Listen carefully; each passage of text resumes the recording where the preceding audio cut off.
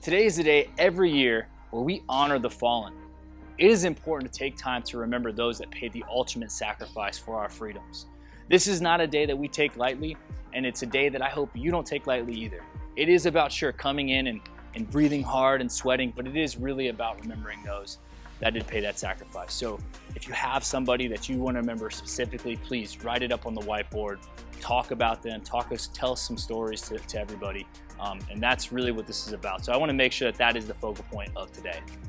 Now, the workout we're doing is Murph, and there is going to be some guidelines with this to make sure everybody is staying safe.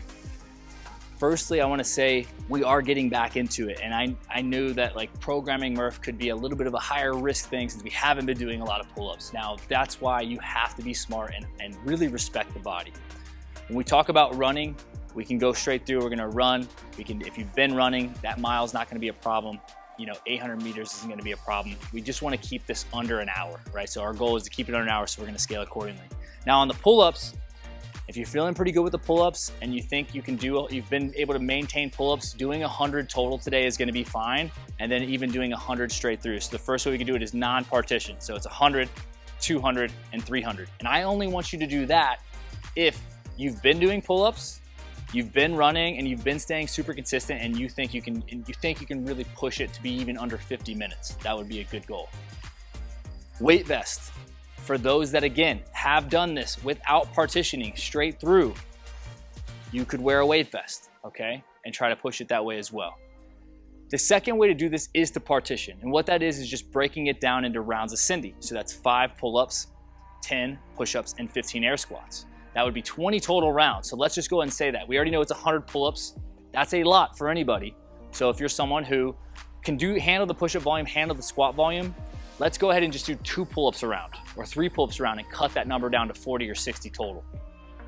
Another way to do it is that we can drop all of the total volume down and say we can do either 10 rounds ascending, cut it in half, or we can do 15 rounds ascending and cut it into basically 75%, okay? And those are also great options, all right? Now, if you are not doing pull-ups, we are not allowing jumping pull-ups, banded pull-ups, any kind of pull-up, because we want to make sure that we give people space today. So what we're going to be doing is a kettlebell swing in lieu of the pull-up. Now, there'll be mats outside for everyone to come in and just to stay outside. As long as the sun's not coming in too crazy, that's what we're going to push. So you guys can just come out, you'll run, you'll come back, you'll do your kettlebell swings, you'll do push-ups, you'll do air squats, and then you'll run again. Now, if you're breaking this run down further than a mile, I want you guys to stay in front here to where we can see you. Or if you're worried about yourself in the heat, stay in front of here so everyone can see you. Don't go taking off on the long run. Lastly, we'll be in here. We'll be in on the rig. Please, please, please be respectful of the social distancing and make sure you're giving people space, all right?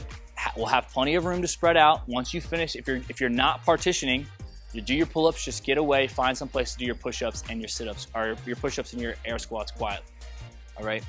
On top of that, if you're going to be partitioning and doing this in rounds, just make sure you're being respectful and you know where you're at and stay safe. Again, guys, this is a workout that I think we are prepared for if we've been running and we've done push-ups and we've been doing air squats, which if you've been following the at-home stuff, you've done a ton of those. The pull-ups are the only thing that I'm concerned with, so please don't feel bad if you have to bring those back to be smart.